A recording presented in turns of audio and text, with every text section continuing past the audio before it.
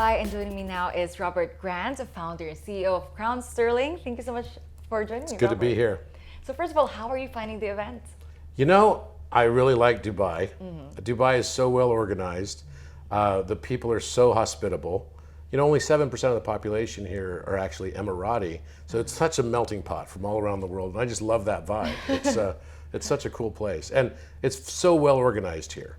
So well organized. And I think, you know, this conference has been really a delight. It's been very well organized and well run. Let's go with Crown Sterling. Tell us more about your company and how did that came about. Sure. So I love mathematics. And in 2018, I published a paper on prime number, on the first approach to being able to predict prime numbers infinitely and accurately with a new type of number discovery we made called quasi-primes. And from that, we then could derive that it's possible to factor prime numbers from semi-primes, which are cryptographic public keys. So the things that make our encryption today is really just two numbers multiplied by each other that end up making a much larger number, right? Okay. And then the time that it takes to reverse that equation is the encryption. So you could take a number like 35, for example, and 5 times 7 is 35. The two private keys would be 5 and 7. 35 would be the public key, which is not a very good public key because everyone knows 5 times 7 equals 35. But if I said, what are the two prime factors of 1,891? It would take you longer to find that. You'd have to, the only way to do it would be to do like a whole trial and error test, right? You'd have to test a bunch of numbers to see if they're sort of in proximity with each other that could actually make such a number. And so I discovered a novel way to do that. And it got me concerned, that along with quantum computing, because I knew that this is the fundamental foundational basis of all encryption today. And even elliptic curves as well is also a related function of another form of modularized factorization. So I decided to create a quantum resistant blockchain that would be based on something that has nothing to do with number theory as its encryption protocol. Instead, and this is the same encryption protocol that's used on nuclear codes today. Okay. It's the most secure, perfect secrecy type of encryption. It's called one-time pad. And one-time pad is the best encryption. Everybody knows it. All cryptographers know that. But it's not practical because the keys have to be so long. We encrypt each individual character of every file. So imagine you have a 1 megabyte file or a 1 gigabyte file. You have to have a key that's 1 megabyte or 1 gigabyte long. Now, I can't remember my keys, right? And so imagine the difficulty of storing that over and over and over again, right? And how do you do that practically? So we solved it by learning and discovering a new method to compress the keys using irrational numbers. Amazing. And that makes it practical, and we patented it and put it on a blockchain. And our mission is to bring data sovereignty to the original producers of data. So what does that mean? What does that mean? Right now, you're probably on Facebook and Instagram and all that, right? Yes. And basically on Facebook and Instagram, did you know that their major business model right now, it's not really as much advertising only anymore. It's also about mining your data. So they know your purchase history. Have you ever noticed that when you talk about something and your iPhone is around, it knows exactly what to advertise to you? Exactly. My question, same sentiments as well. Right, it's like, whoa, this is weird, right? And it's kind of creepy. It's a creepy feeling. Yeah. Sometimes people like it. What we want to do is we want that to be something that you can choose. So if I want to get advertised in targeted advertising, it might have some benefits to me. I want to be able to monetize that value. Because if Facebook today were to have to write a check to every one of us on Instagram and Facebook, do you know how much they'd have to pay? How much? About $2,000 this year. So does that mean then that if they would otherwise have to pay me $2,000 to do it, that means that I'm paying almost $200 a month to be on Facebook and Instagram. I just didn't know that. So what we want to do is we want to be able to have people encrypt their data, to claim it, to protect it, and then control it as individuals. Yeah. With an uncrackable encryption. So the encryption plays the critical role in this because now you can encrypt your entire phone and all your data, your geolocation, your purchase history, your search history, all that data, which normally would be sold by Facebook or other companies that are big tech. Now you can NFT all of it and you can sell it on a market exchange. Wow. Just snowball effect of a lot of like use cases with this. Yeah, so we talk about things like universal basic income. this is actually something that could become a sustainable form of a universal basic income. Exactly. It's just today, data is the world's most valuable asset. Did you know this? That it's more valuable than all the world's oil. It's more valuable than even clean water on this planet, right? And that becomes a more subjective thing. But as far as how we financially attribute value to it, it is. So it's been the world's most valuable asset since 2018. So what does that mean? Well, does it mean if data is infinite, every day we're creating more data, petabytes, petabytes and petabytes of new data, how could it be more valuable? Because it's not very scarce, right? There's not a scarcity associated with it. Exactly. So the way it's more valuable is through its control. The reason why data is so valuable is because the control of that data is what's valuable. Yes. The control of the information and the knowledge. Knowledge is power.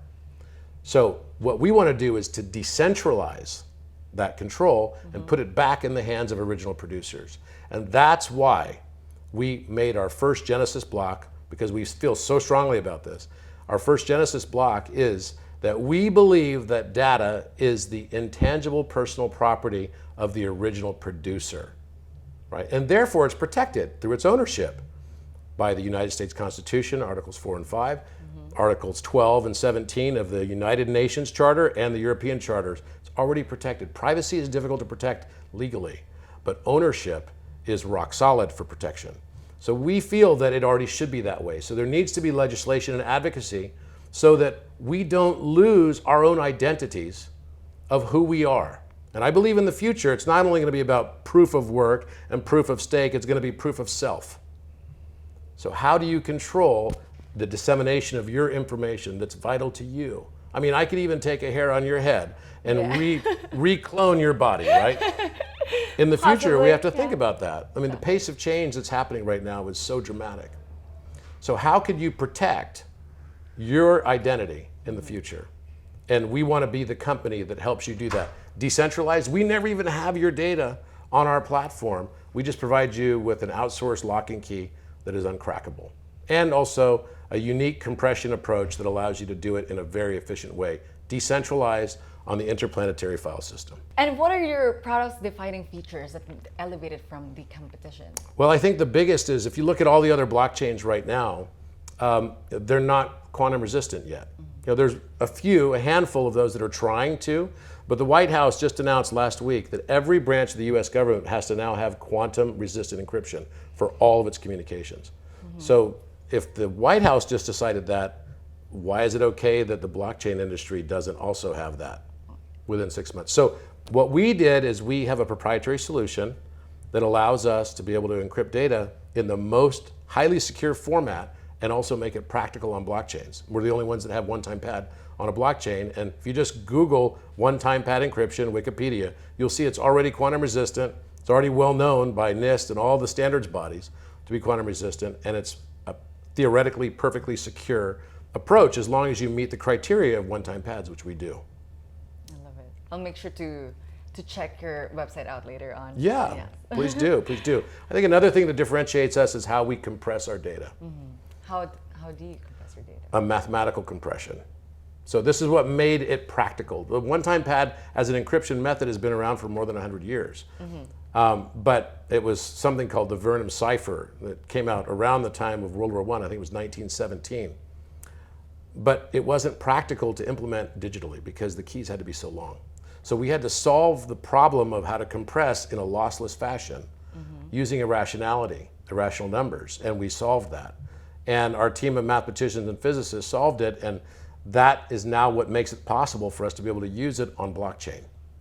This means, practically, that our token is quantum resistant, which means that if a wallet gets cracked, we all hear big stories about wallets getting cracked and stuff like this, right? And people getting their tokens stolen.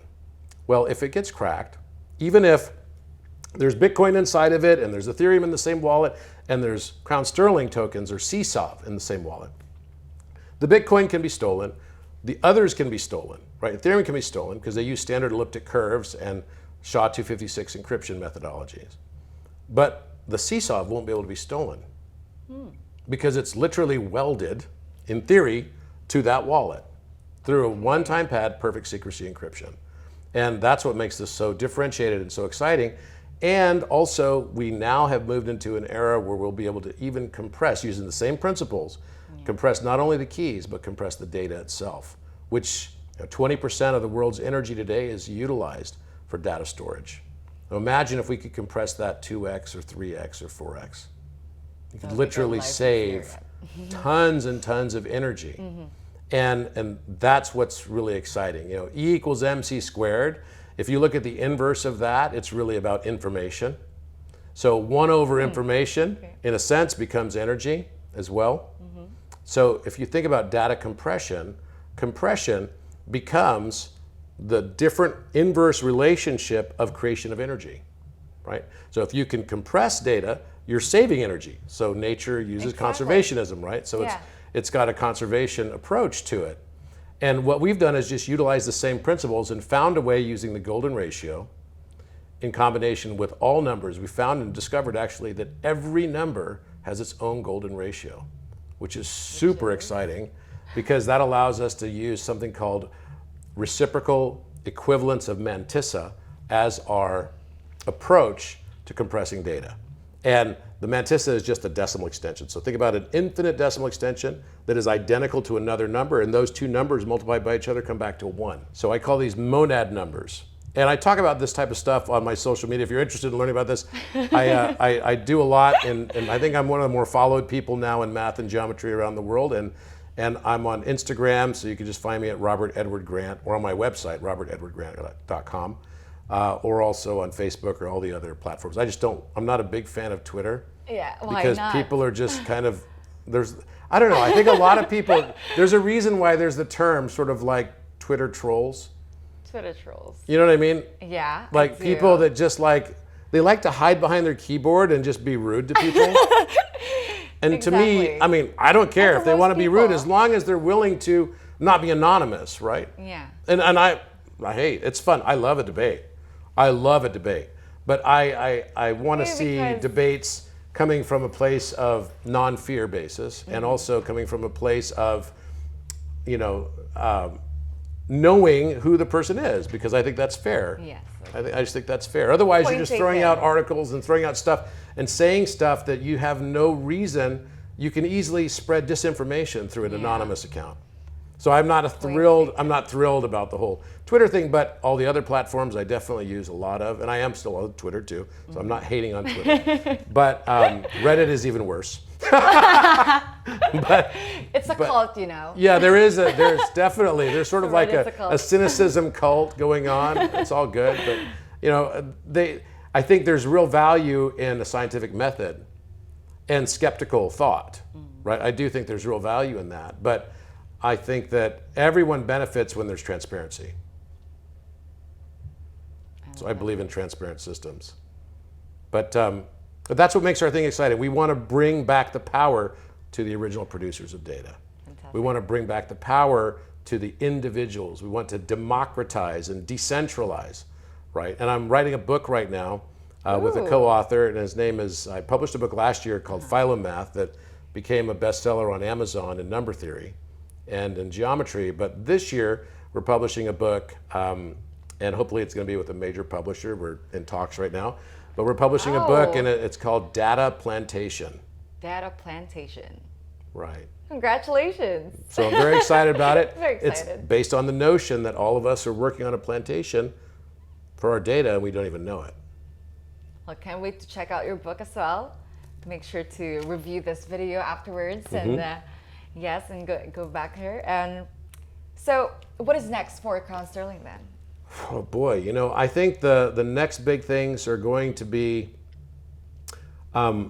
we have a lot of work to do to spread the word, right? So I think the biggest challenge is getting people to know about this and that it's available, and that other blockchains can change their encryption protocols and use ours on top of their blockchains.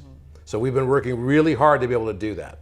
And through bridging technologies, as well as through ERC EVM compatibility. We're built on a Polkadot platform because that was the only place that we could actually eat our own cooking.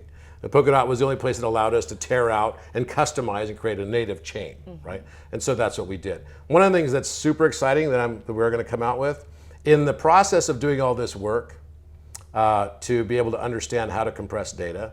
We also built the world's largest calculator. And this calculator Really? is called the BFN calculator. BFN. BFN. So B stands for big, and N stands for number. And F, I'll let you guess what it stands for. It's a four-letter word. Big effing number calculator. Okay, so it's effing. Yeah, well, it's the actual word, but effing works too. You can use that as well. We can't say it. You can't say it here. It's like, bleep effing. me out. Effing, big effing Big calculator. effing calculator. Big effing number calculator. So what this does is, if the standard in the world today is something called Wolfram Alpha.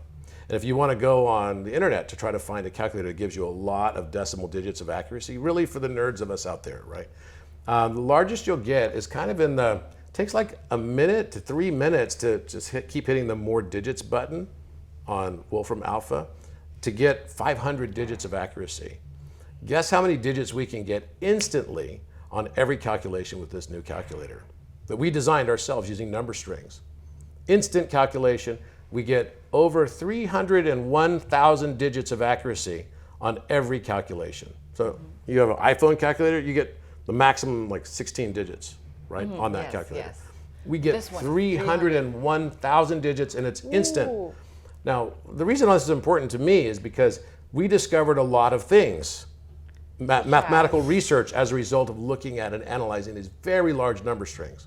And we believe the world will benefit a lot by us making this freely available to the world. We patented it as well. And there's other aspects of it. This calculator will even visualize for you every geometric form and every dimensional aspect. It even makes conversions into music through Fourier transforms, right? And these, you can look at your calculation and actually be able to see the morphology of it and change. I want to see it in 2 dimensions, 3 dimensions, 4 dimensions, 5 dimensions, 6 dimensions, right? I want to see it in this polygon structure. I want to see it in this polyhedral structure. And all of it gets formed here. Now, we want to launch this as well with a Learn to Earn program.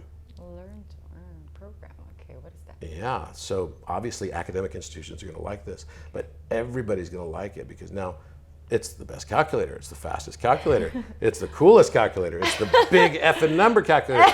And what this will allow you to do, if you are willing to contribute your data of the calculation, right? The data of your calculation, not what it was for, just the number series of it, contribute that along with the visualization of the geometry.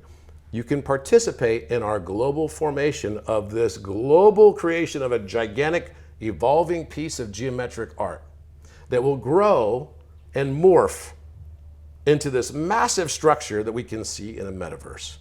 Right? Now, when you do that, you get our tokens in exchange for doing that. So it's a proof of work model, right?